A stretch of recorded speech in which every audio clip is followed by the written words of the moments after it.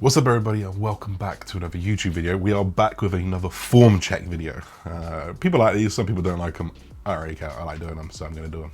We are going to go through maybe 10 to 15 little different lifts here from subscribers, from followers who have sent these into my Instagram DMs. Basically just going to assess their form. I'm going to say like what's good about it, what's bad about it. If it's perfect, we can move on to the next one.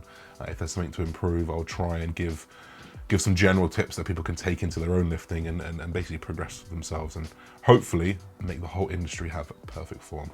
Even though some people like to say I don't have perfect form. You know I do. You know I do. All right, first guy here, Callum Moss. Guys, when you send these in, if you're watching this back, cut this bit out, you bastards. So he's gonna flick these up for a 45-degree incline press. So you're doing this way too quick, you're jerking it up, you're using way too much momentum, you're bouncing at the bottom. And yeah, generally, dude, this is actually a poor lift. I don't mean to say it in like a harsh way, but this is way too quick. You're kind of taking away the full range of motion.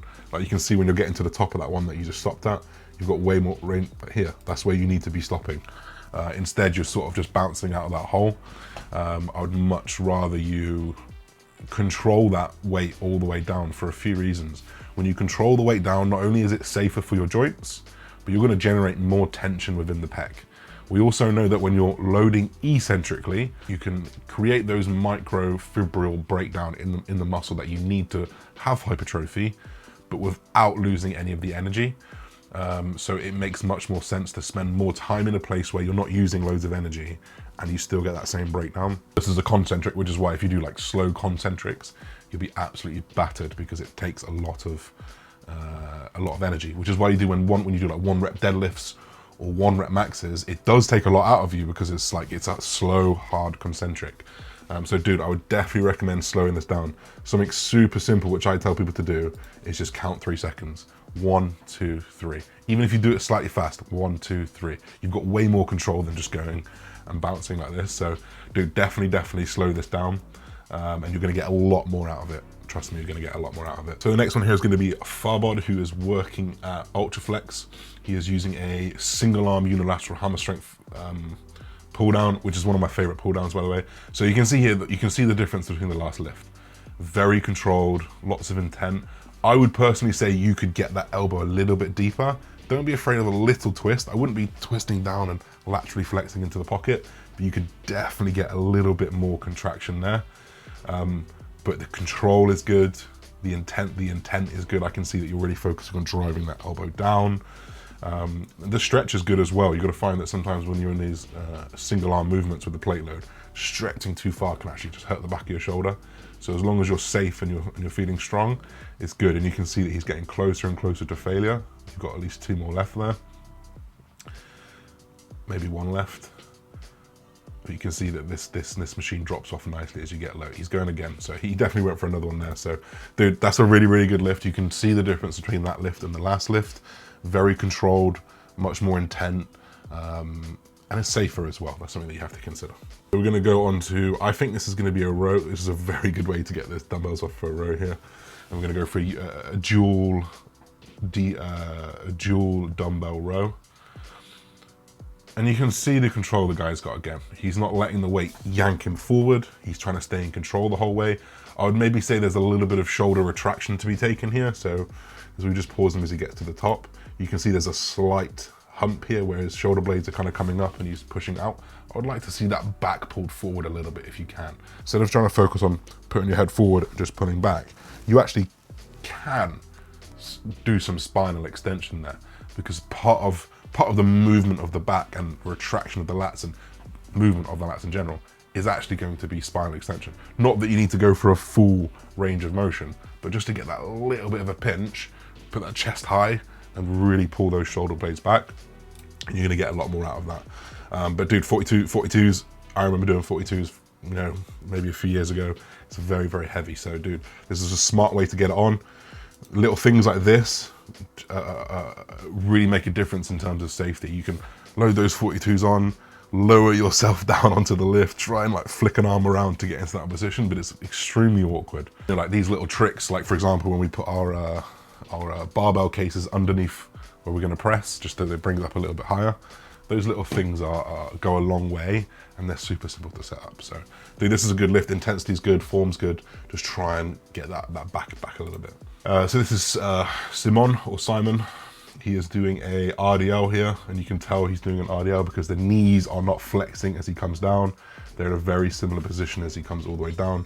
I think for me, what I would like to see, to be honest, it's very good range of motion.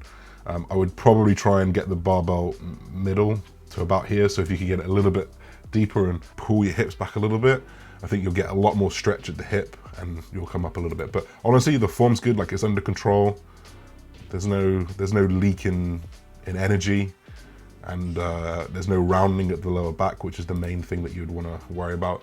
Just be careful that doesn't round, because as soon as you start to round that lumbar, you actually put it in a weak position. And if you're getting pulled forward while your lumbar is in a weak position, of course, your risk of injury just creeps up. So we'll move on to this one. This looks like a nice camera. So what we saw straight away was blocks fall down. 2 yoga blocks fall down. I need to create some yoga blocks. And basically all this is doing is putting his shoulders in a safe starting position.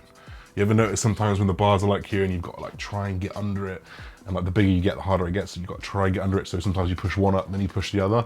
That's not good for your shoulders. So if you can get something just to bring where that starting position is forward, like the yoga blocks, you're gonna massively put an advantage to yourself. So I can already see that when he's getting so low here that his shoulder is starting to internally rotate, and that's because he's got his seat a little bit too high. So my advice would be to sit the seat a little bit lower so you actually finish in a slightly higher position, especially as this is an incline press, and it's gonna help you a lot. You can see everything's, it's probably dropping a bit quick. Everything's fine right here, fine. Right here and lower, there's no need to go any lower, because as soon as you're going lower, you're literally just internally rotating. And the difference in stretch in pec, so let's see the pec. So you're gonna stretch the pec to here, which is very, very lengthened.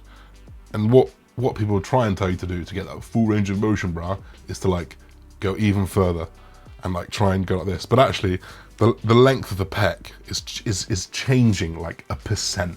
Like it's so minimal, and people are trying to tell you to like really touch your chest, like pull your fucking shoulder blades back.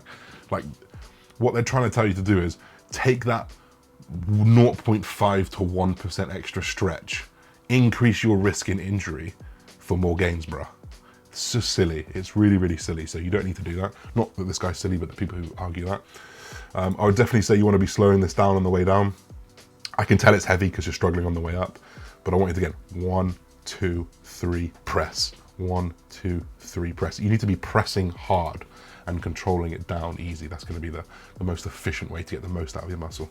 You know, when someone starts it with, I know I need more knee flexion. Let's find out. This is at Halo Gym. You guys might recognize this hack squat. We were on this last week. He does not need more knee flexion at all. That is more than enough. Control is good. 1, 2, 3, press. Good. 1, 2, 3, press. So this is the tempo that we need. He's also keeping it, I know he's just stopped as I said this, he's also keeping it quite continuous, and I'm a very, very big fan of continuous reps. I think the more tension you can drive through a muscle, for example, if you're doing a press or if you're doing a squat like this, if you can just 1, 2, 3, 4, just keep your reps going up and down, up and down, up and down, the tension you drive in those muscles is just like overwhelming. It's brutal. Granted, to get the most out of it, you might need a couple seconds to rest, and that's absolutely fine. Or maybe you lose your tightness within your midsection and need to readjust. That's absolutely fine as well. You'll also notice here that he's got the band on this, which is right here, which is this gray band here. This banding on this machine is actually already set up perfectly, because it's one of them gyms where they set it up and they just say, don't touch it. It's pretty good. So what this band is doing here is actually, while people think it's making it easier, in theory, it's actually making it harder, because you're going to fail across your full contractile range, rather than just do a hack squat until you can't and then you stop at the bottom. This will stop you stopping at the bottom. The reason why you stop and fail at the bottom is because your lengthen range, where your knee is in as much flexion as possible, is going to fatigue much quicker than it is at the top, because you're much stronger at the top of the muscle. So what this is doing is just manipulating that resistance profile, which is how strong or heavy the machine is, which is pretty much the machine's like as heavy at the bottom as it is at the top, but of course the quad is stronger at the top, so it does manipulate a little bit, but this is just to make it more congruent to that muscle. And actually, you know, while you may use more weight on the bar because the band is taking it off, I guarantee you if you put some fucking probes in your legs, there would be more contraction, more fibers, more just fucking movement in those muscles. You would be recruiting much more of that quad if you're doing it in this reverse banded way. I personally don't have the fucking science right here to give you, but I could go dig it and I can give it to you. Maybe I should do it in the future for these videos. But dude, form's good. No need to go any lower. The intensity's good as well. I can tell that he knows how to train hard. And yeah. All right, onto this is like a Y row. And he kind of asked me his opinion about this movement rather than the form. So obviously the form is nice and controlled. This is, personally, is a muscle building exercise. I think there's better. I think you could do a wide grip row. I think you could do some actual direct work. I think you could do some direct rhomboid work. This is going to be very, very good for shoulder stability. It's almost like a Y row. And that kind of external rotation will just strengthen all of these little muscles in the back of his shoulders, which may help better for a press, better for a pull down later down the line. So if you want to throw this in as a non-hypertrophy movement, more of as a, while you still might be causing hypertrophy, more of a stability exercise and a shoulder safety exercise, there's absolutely no issues with doing this. But as an actual, like, I'm trying to build my upper back, I think there's better exercises than this, but form's good and control's good. So we're gonna come on to a flat bench here. I hate a flat bench. So this is perfect. You can see, I think the one thing that this guy's doing well, and this is what I do, is that he's got his feet here. So he's got his feet into flexion, and he's pushing against where his toes are on the floor. And he's trying to generate power through the whole body. And it doesn't make sense to a lot of people, and it's quite hard to explain, but you can generate power from your feet to get through into a press. It's a bit strange. You kind of go, I'm sure someone could explain it, but I physically can't. But this guy's got no leaky energy. You know, sometimes you see people and their legs are like squirming all over the place because the weight's very, very heavy. If they kept them planted, they'd be able to transfer that power through that kinetic chain and through that press. But honestly, dude, the form is really good. The control is good. The intensity is good. I can tell he's a younger lifter just by the size of him and the weight that's on the bar. So for someone who's young in lifting, no offense if you've been lifting 5 years, it's perfect. It's a really, really good lift. I just not a big fan of barbell pressing. Ryan Cross is here. We're gonna go on to a deadlift, I think. So first things first, the pull-up is pretty fine. Obviously you're dropping it very, very quickly and you're using the roll technique every single time.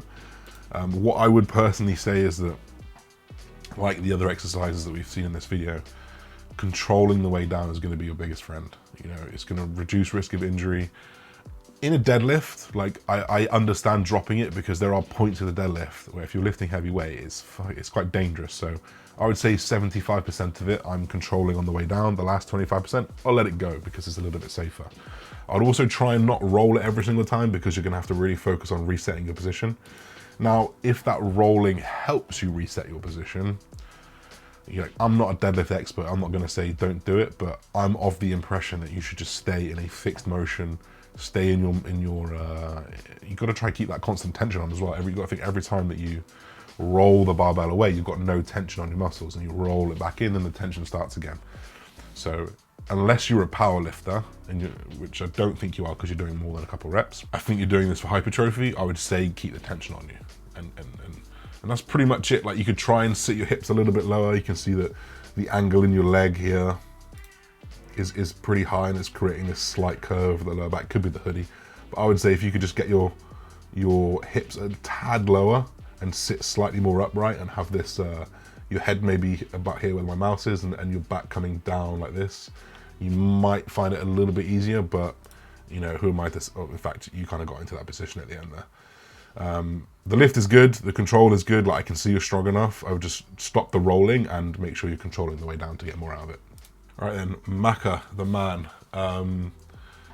Fair play, this is heavy weight and you're like almost at a right angle. I don't even know how heavy that is. 50 kilos rows. So you can see this at the moment. Look at his feet shaking, his ankle shaking here, and nearly chopping his fucking toes off as well. Jesus Christ. I would take the Yeezys off. Yeezys are like, they're my favorite shoes that I wear. I literally can't fit in any other shoes because my feet are so fucking wide. I got flippers, so the Yeezys work well. They do not work well for lifting, especially if you want a flat platform. You can see you'll get a lot more stability by taking those shoes off and just either wearing socks, bare feet, or even just like Vans or something. It's gonna help a lot more with that stability. I see a lot of people do this. I know AJ Morris likes this.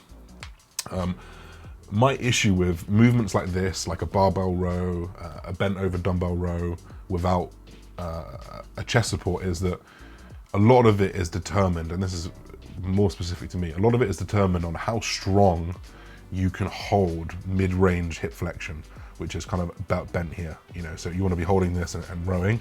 But if you're naturally not very fucking strong at that, which is me, I can only deadlift 200 kilos, but I could probably bench press that. I probably couldn't bench press that, but I could nearly bench press 200 kilos, and I can't even deadlift that. So for me to go, you know, if I could single arm row 100 kilos like with a support, I'm getting 100 kilos put through that lat versus, you know, I couldn't do 200 kilos because I couldn't do two-handed 200 kilos because I physically can't hold that weight in mid-range hip flexion. Whether it's because my core's weak, whether it's because my back's weak, whether it's because I need to go work on that is irrelevant, because in order for me to get the most tension through my lat possible, I personally think that if I'm supported on doing a single dumbbell row or chest supported doing some type of row like this, I'm gonna generate more tension through the lat. Does that mean this is useless? No, if you're a fucking good deadlifter, I know AJ Morris does this. AJ Morris is a fucking monster. He is strong as shit, and I've got no doubt that he can get the most out of this exercise. If you have a really good connection to your back, it's a good exercise. If you have a really good deadlift, it's probably a good exercise. But personally, I like to go against benches. I like to go against machines because I think I can generate a deeper contraction. But in terms of your lift here, because obviously you've got it programmed, I've actually trained with him. You guys might recognize him from a leg day we did with his girlfriend. He's also rocking the 1 mile straps. I would say take the shoes off, and that's about it, man. Like, I can tell he's strong. Like, there's a little bit of a kip or a momentum, but the thing that I'm looking at here is that it's the hip range, and you can see that obviously the ball point would be right where his hip is. That doesn't really change.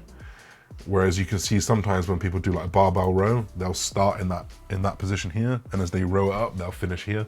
He's not really doing that, apart from when he gets fatigued, which is right now, and you can see that hip range has changed, but it's his last rep, and he can obviously internally feel that he's starting to pop up. And so yeah, drop those shoes off, my man, and you've got a really good lift there. So this is a shit exercise. I can tell you're in a pure gym here, I think. They always have these horrible machines. So the intention here is, honestly, this is just an awful exercise, but the intention here is for his upper mid back. So obviously there's going to be parties out there, those who shall not be named, who say there is no such thing as an upper back exercise. I would like to politely disagree, even though I probably don't know as much as these people. I think that you can bias so much of your upper back versus your lower back. I think the essential argument is, if you're picking something up and pulling it, you're going to use your entire back no matter what. There is going to be some contraction through every part of your back no matter what. But personally, if the direction of the elbow, the direction of the weight is going to bias certain places. It doesn't mean that if you're pulling up here that your lower back is going to grow. It might, but probably not as efficiently as if you were pulling down. So our man here is trying to do an upper back or a mid back row. So what I would try and say is I want your elbows to come slightly more flared out here. You can see that the angle is slightly down.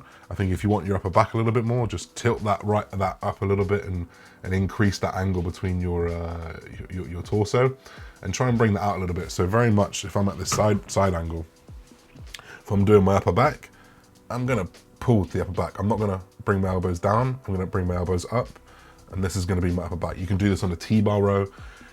Probably this exercise, this machine in particular, is an absolute bastard, but your concept is correct. Like, you want to be pulling up and wide. And then let's say you want to do a row, but you want a little bit more lower lat. Okay, well, maybe grab the handles in a position that lets you pull down a little bit. You know, you can see it. If you just stand there and put your hands in a supinated position, pull your back, you can feel those lower lats connecting. And if you come up into a pronated position and do the exact same thing, you can feel that upper back musculature contracting. So I think there's a lot of value in direction of intent, or direction of pull, direction of intent in back training. So that's something that you want to consider here, is just try and bring those elbows a little bit higher. You could maybe sit like forward on it and like try and sit like this, but it's not, again, you're not using the machine how it's meant to be used, so this machine's a bit rubbish, like I said. I would say maybe a little bit slower on the way down as well, you know, that 1, 2, 3 count, and then you're onto a winner there. But I definitely think there's a lot of value to be placed on direction of intent there. So we'll wrap it up there. We did quite a few. I tried to get a few different ones in there, not just like deadlift and squats. Yeah, I hope you guys enjoyed this video. We'll see you very soon. Don't forget to like, comment, subscribe. Peace.